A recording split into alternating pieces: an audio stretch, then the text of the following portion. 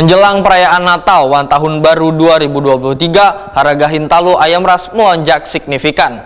Hintalu ayam dijual Rp29.000 sekilonya. Kenaikan ini terjadi sejak 3 bulan belakangan ini dari sebelumnya dijual di kisaran Rp26.000 sekilonya, sedangkan Hintalu ayamnya didatangkan Matan Pulau Jawa. Selain harganya lebih murah dibandingkan harga Hintalu lokal, peminatnya pun jual lebih banyak di pasaran.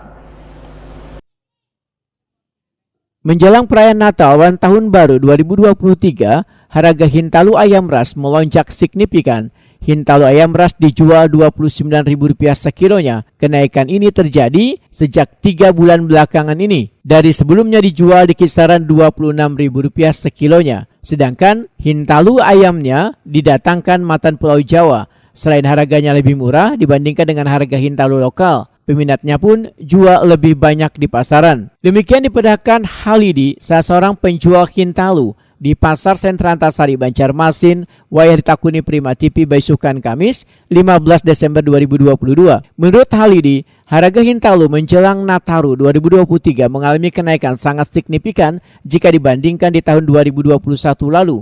Harga tertinggi Hintalu ayam ras berkisar Rp27.000 sekilonya.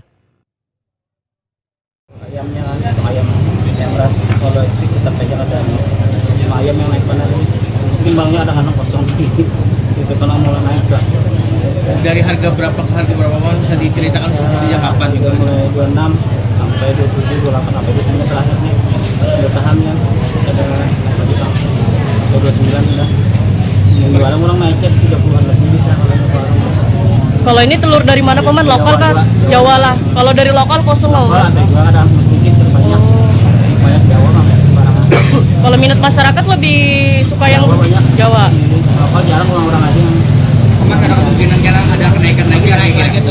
tahu kalau lagi ini. Saya ada kemungkinan kalau yang masih kosong barangan. Halidi menambahkan, harga Hintalu masih belum bisa diprediksi di akhir tahun ini dikarenakan hingga wayah ini persediaannya kosong di pasaran.